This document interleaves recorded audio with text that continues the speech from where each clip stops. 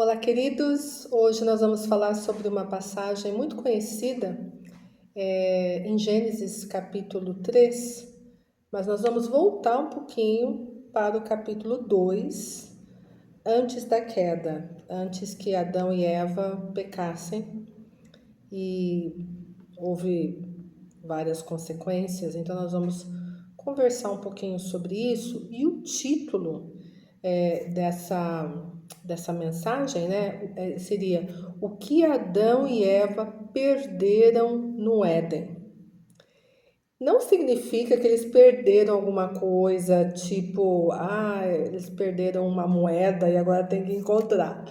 Não, não é nada disso. A questão é, por causa da desobediência, houve perdas grandes.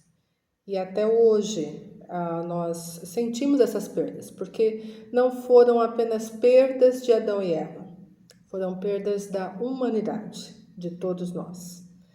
Então, eu queria compartilhar algumas ideias aqui com vocês. Bom, estou aqui com a palavra em Gênesis 2, versículos 15 a 17. Diz assim: O Senhor Deus tomou o homem e o colocou no jardim do Éden para cultivar e o guardar. E o Senhor Deus ordenou ao homem: de toda a árvore do jardim você pode comer livremente, mas da árvore do conhecimento do bem e do mal você não deve comer, porque no dia em que dela comer, você certamente morrerá. Então essa foi a ordenança para o homem.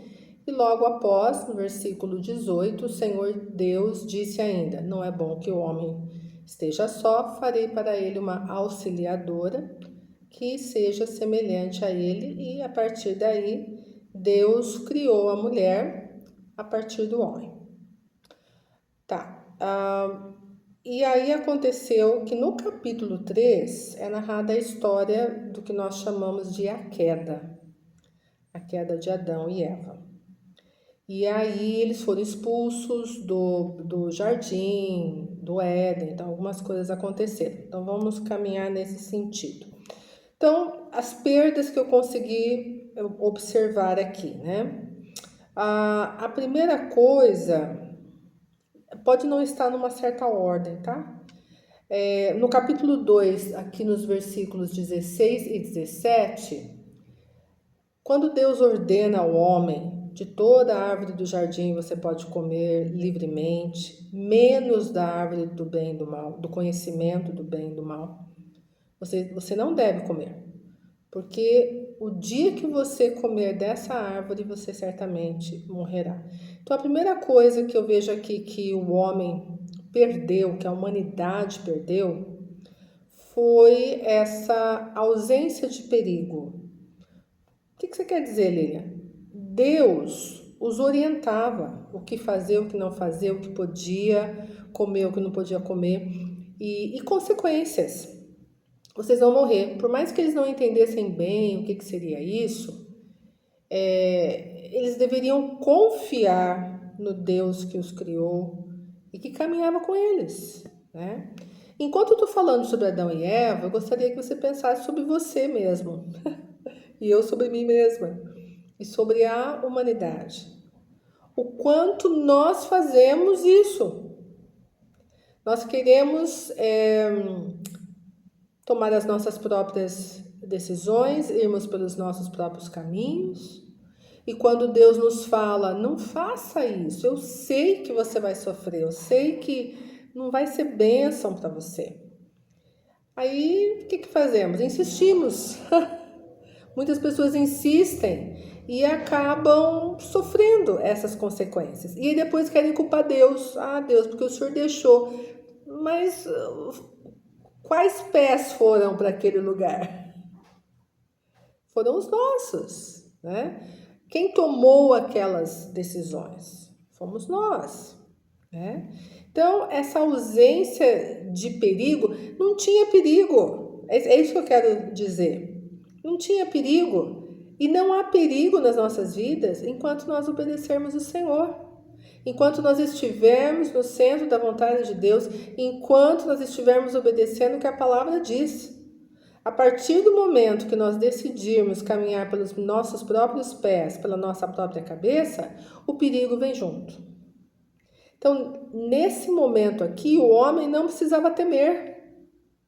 Porque Deus estava falando, olha, não faz isso, não faz aquilo, não pisa aqui, não vai ali. Eu sei, né? Então, nós perdemos isso. Adão e Eva perderam isso, nós também perdemos isso, de uma forma indireta. Hoje há perigos por todos os lados. E se nós não entendemos que nós temos que nos voltar para o Senhor constantemente, pedir ajuda e orientação, nós podemos cair nas ciladas do inimigo. E as consequências virão, né? Então essa foi a primeira coisa. Eles não tinham com que se preocupar. No capítulo 2 mesmo, no versículo 9, diz assim, do solo, olha que interessante, o Senhor... vamos ler o 8 antes, 2:8. E o Senhor Deus plantou um jardim no Éden. Foi Deus quem fez. Na direção do Oriente, pôs nele o homem que havia formado. Versículo 9. Do solo o Senhor fez brotar todo tipo de árvores agradáveis à vista e boas para alimento, e também a árvore da vida no meio do jardim e a árvore do conhecimento do bem e do mal. Então Deus deu tudo o que o homem precisava. Mas ele sabia, o homem não é maduro, o homem ele tem essa essência, não tem a nossa essência no sentido de divindade, ele não vai saber escolher. E é o mesmo com a gente hoje, a gente não sabe escolher. Por isso que a gente tem que orar a Deus para todas as coisas, colocar diante de Deus, pedir que Deus confirme. E quando não há paz, é melhor a gente não fazer. Né? Porque depois falar, poxa vida, Deus, o Senhor deixou de novo. Deus deixou mesmo? Ou fomos nós que quisemos fazer aquilo? Né? Então, eles não tinham com que se preocupar. Deus fez um jardim para eles, Deus os colocou ali. Deus mostrou o que eles deveriam comer, o que podiam, o que não podiam, o que deveriam fazer. Eles não precisavam se preocupar. Olha aqui, gente, no capítulo 2, ainda no versículo 25. Ora, um e outro, o homem e a mulher, estavam nus e não se envergonhavam. Tá vendo? Não tinha, havia uma simplicidade, uma inocência. Eles não tinham com que se preocupar. Não havia maldade, não somente nos olhos, mas no coração, né? Porque os olhos eles repercutem o que nós temos no nosso coração, né? E o pecado trouxe isso. O pecado trouxe a maldade, né? Trouxe a malícia. Não havia malícia aqui, né? Então eles estavam nus, mas tudo bem, não tinha problema nenhum. Não tinha malícia, né? Era inocência. Então essa foi a primeira coisa que eu percebi. A segunda coisa, capítulo 2, versículo 19, olha que interessante. Havendo, pois, o Senhor Deus formado da terra, olha que interessante, gente. Deus formou da terra todos os animais do campo, ninguém surgiu do acaso, né? Ninguém surgiu numa explosão. Alguns falam, né? Houve uma explosão, tal. Nem que acontecesse, a explosão quem fez foi Deus. Nada aconteceu por acaso. Esse é o ponto aqui, nada é por acaso, né? Então, o Senhor Deus formou da terra todos os animais do campo. Da terra. Então, Deus formou da terra o homem e a mulher, todos nós, mas os animais também. E todas as aves do céu. E trouxe-os a Adão, para ver que nome lhes daria, e o nome que ele desse a todos os seres vivos, esse seria o nome deles. Gente, olha que coisa mais impressionante. Deus levou a criação para Adão e falou assim, olha, você é meu coparticipante aqui, eu vou deixar você dar os nomes. Então, tudo, gente, que a gente vê hoje, os nomes dos animais, foi Adão que deu. Olha que legal. né? Então, essa coparticipação, né, nossa com Deus na criação se perdeu, né? Então, Deus chamou o homem. Deus não precisa da gente, viu? Mas Deus quer tanto a gente perto, Deus nos ama tanto, que Ele nos chama e fala, vem comigo, trabalha comigo, né? Mas quem faz é Ele. Mas Ele nos permite estar ali juntinhos, né? Nós perdemos isso. Agora, a terceira perda, que foi assim e tem sido a pior delas, eu acho. Perderam o contato pessoal com Deus, né? As conversas com Deus, né? Então vamos ver aqui, aí nós temos que ir agora, gente, lá para Gênesis 3, né? Vocês podem abrir lá, quem quiser copiar. Então vamos lá. Gênesis 3, 8. Ao ouvirem a voz do Senhor Deus, que andava no jardim quando soprava o vento suave da tarde, as versões mais antigas diziam na viração do dia. Nossa, demorei muito tempo para entender, né? Que é tipo 6 horas da tarde, né? Tá virando, né? Na viração do dia ou quando soprava o vento suave da tarde. O homem e a mulher se esconderam da presença do Senhor Deus entre as árvores do jardim. Aí eu estou lendo, gente, esses 2 capítulos, pensando assim, ó, vamos para os opostos, né? Para as negativas. Então, olha bem, o homem e a mulher se esconderam da presença de Deus. Não, mas espera lá, um pouquinho antes. Ao ouvirem a voz do Senhor Deus, que andava no jardim quando soprava o vento. Então, Deus descia até onde eles estavam, tá? E andava no jardim. Então, qual foi a perda? Qual foi a negativa? Eles perderam esse contato pessoal com Deus. A gente não sabe direito como é que era, né? Nós ficamos com o que a palavra diz. E a palavra diz que Deus andava no jardim. Se a palavra diz, para mim está bem dito, está resolvido, né? Deus andava no jardim. E se Deus andava no jardim, e depois fala assim que o homem e a mulher se esconderam de Deus, quer dizer que o contrário era o quê? Que quando Deus andava no jardim, o homem e a mulher iam se encontrar com Deus. É a minha interpretação. Porque se está falando, Deus estava andando no jardim e o homem e a mulher se esconderam. Até então, eles iam lá conversar com Deus. E eles se esconderam da presença do Senhor Deus entre as árvores do jardim. E aí, para corroborar, para confirmar essa minha teoria, versículo 9: e o Senhor Deus chamou o homem. Ou seja, mas espera lá, eles sempre vinham conversar comigo? Deus sabia, claro que Deus sabia. Deus sabe de tudo, gente, né? Mas muitas vezes ele tem que nos confrontar. Ele tem que fazer com que a ficha caia em nós, porque ele já sabe. O que aconteceu aqui? Eles não pensaram, eles se esconderam. Então o Senhor Deus, no versículo 9, o Senhor Deus chamou o homem e lhe perguntou, onde você está? Em outras palavras, você sempre vem quando eu venho, eu venho caminhar aqui, da gente conversar? Onde você está? Ele queria que o homem entendesse o que tinha acontecido e que o homem respondesse. Aí o versículo 10, aqui que é o mais triste para mim. Ele respondeu, ouvi a tua voz no jardim e porque estava nu tive medo e me escondi. No capítulo 2 não falou que eles estavam nus? Então essa história de... Ai gente, tem um mosquitinho aqui. Essa história de eu me escondi porque eu estava nu, não cola. Porque ele já estava nu antes. Então a razão de se esconder não foi porque eles estavam nus. É a culpa. E é o que a gente faz hoje. A gente se esconde de Deus e se esconde das pessoas também. Desculpa, gente.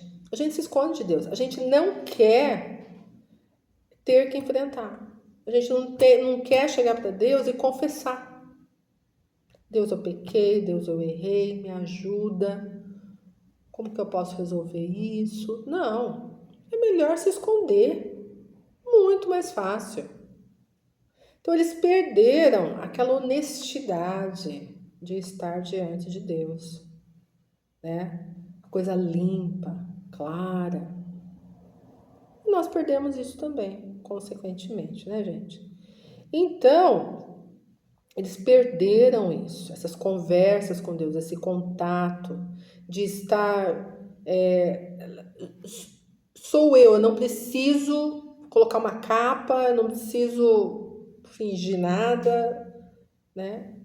E Deus sabe quem nós somos, mas ali Deus, o homem, estava entendendo o que realmente estava acontecendo.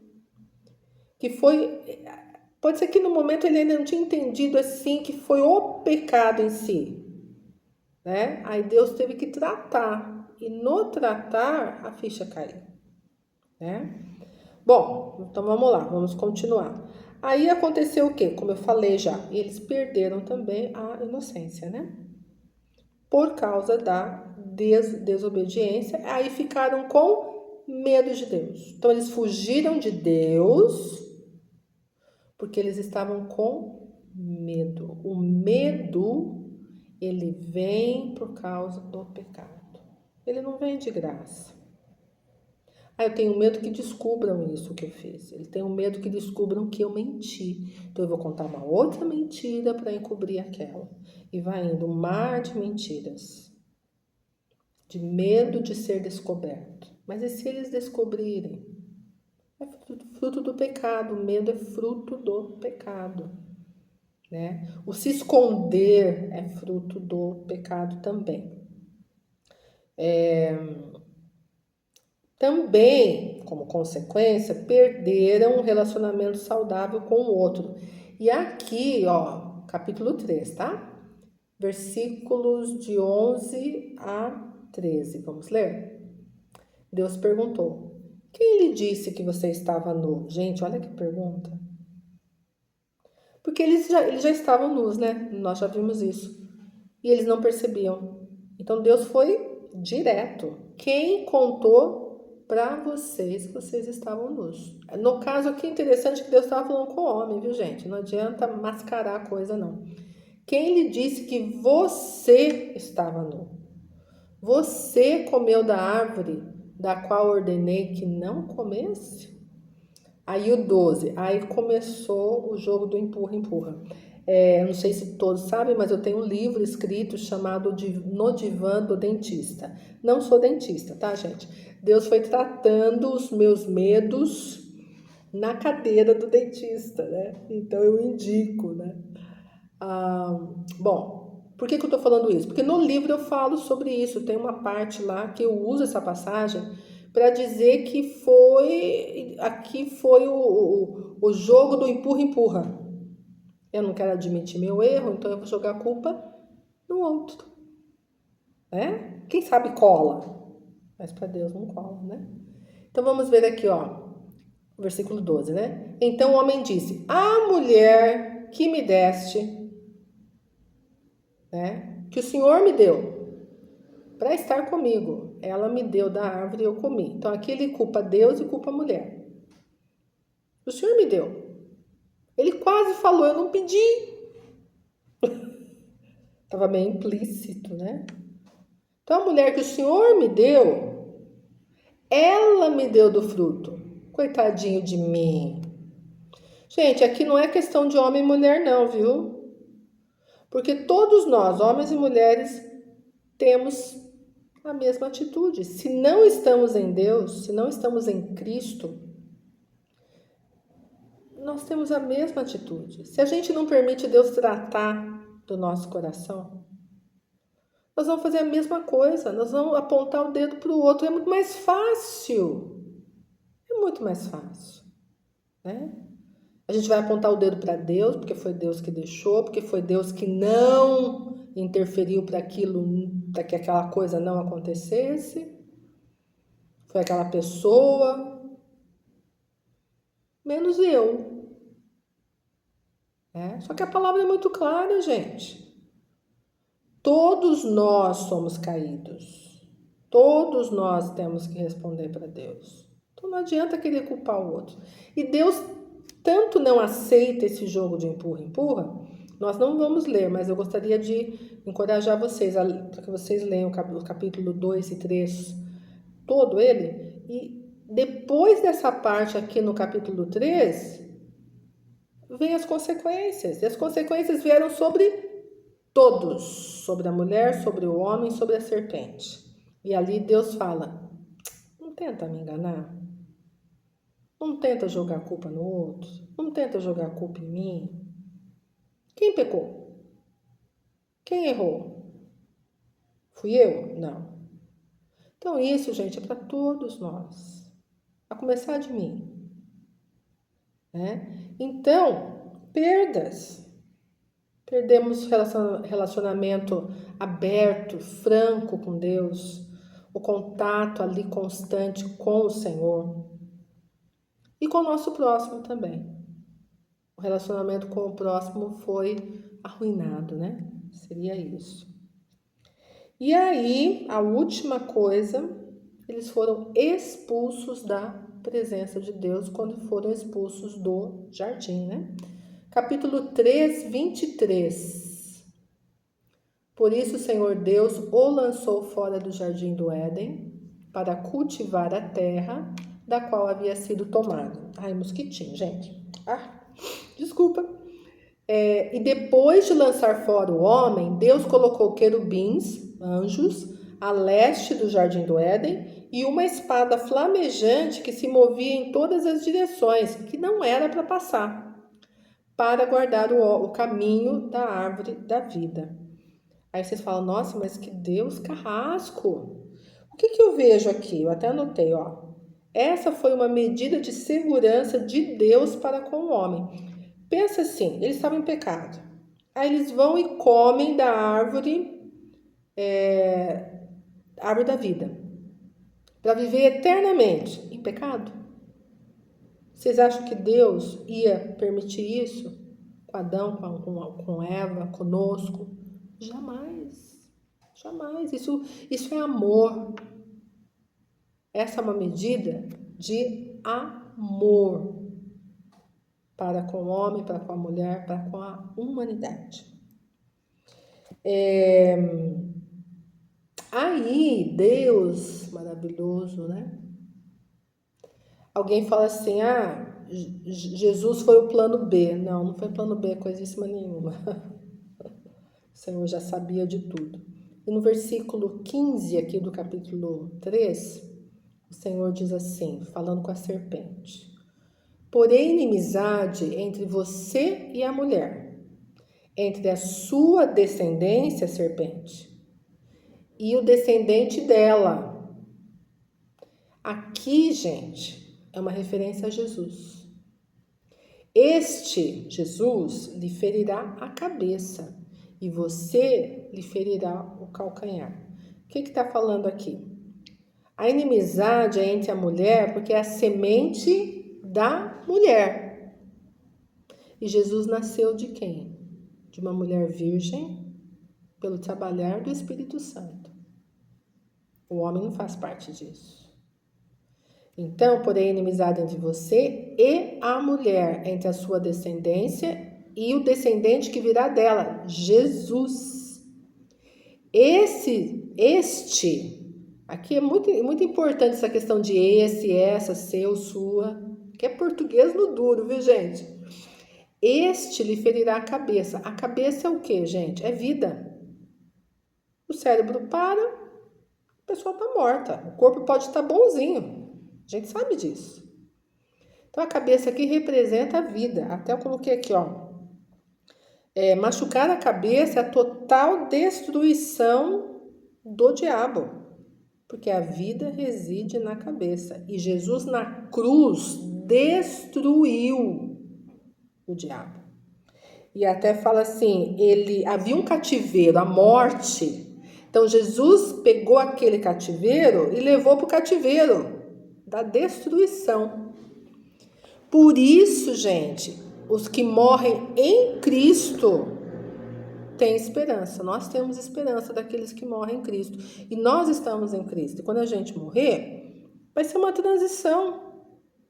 Não tem mais cativeiro. Vamos passar pela morte porque a gente está nesse mundo caído. Mas estamos em Cristo, né? E o calcanhar, essa parte de trás do pé, né? É a humanidade. Ele feriu Jesus na humanidade dele. Porque Jesus, quando estava aqui, 100% homem, 100% Deus. Nós sabemos disso. Ele foi ferido na humanidade dele. Ele foi crucificado como homem. E ele morreu como homem, mas ressuscitou. Aleluia, está vivo à direita do Pai. Então, o que começou como? Porém, inimizade em você e a mulher, né? Quem que gosta de cobra aí? Quem que gosta de serpente? Ninguém, né? Mas aí terminou no âmbito espiritual, que é a realidade da nossa vida, é o espírito. A gente não vê isso porque a gente está nessa carne. Mas a nossa vida, nós somos espírito, gente, dentro dessa carne. Então, o que conta é o espiritual. Então, eu pensei em deixar isso tudo com vocês. Deixa eu ver se tem mais alguma coisa. Ah, sim. E Jesus na cruz, Jesus veio para manifestar as obras do diabo e destruí-las. E foi o que ele fez na cruz do Calvário. A palavra diz que havia um documento pela lei de Deus, havia algo escrito contra nós. E Jesus pegou aquilo e rasgou e destruiu na cruz do Calvário e venceu por nós. Então, essas perdas aconteceram, sofremos com essas perdas até hoje. Como nós podemos tê-las de novo? Em Cristo, não há outra forma. Em Cristo nós temos o acesso ao Pai, o acesso ao Deus Pai, as conversas diárias com o Senhor. Porque Jesus é o nosso intercessor. Só intercede por nós quem passou pelo que a gente passa. E Jesus passou pelo que a gente passa. E sem pecado. E venceu. Então ele está falando, vocês só podem vencer se vocês estiverem em mim. Então a vitória está aqui, gente, no versículo 15. O Senhor Deus já estava falando, não se preocupem. Em Cristo vocês podem reaver tudo isso aqui. Então nós não podemos fugir do Senhor. Aconteceu alguma coisa? A gente errou, a gente pecou, a gente falou o que não devia, pensou o que não devia. Vamos correr para Deus. Ah, eu não quero mexer nisso, eu não quero sofrer de novo. Mas no Senhor a cura, a restauração. Não fujam, corram para Deus, procurem ajuda. Em Cristo, o nosso relacionamento com o Senhor é restaurado. O que foi perdido no Éden, nós podemos retomar em Cristo. Eu queria só compartilhar essa breve mensagem com vocês e eu queria encorajar vocês a lerem, né, Gênesis 2 e 3 e falarem com o Senhor, seja qual for a sua situação hoje. O Senhor já sabe e o Senhor já tem a resposta para você, tá bom? Deus abençoe, ó. Um grande beijo para vocês. Tchau, tchau.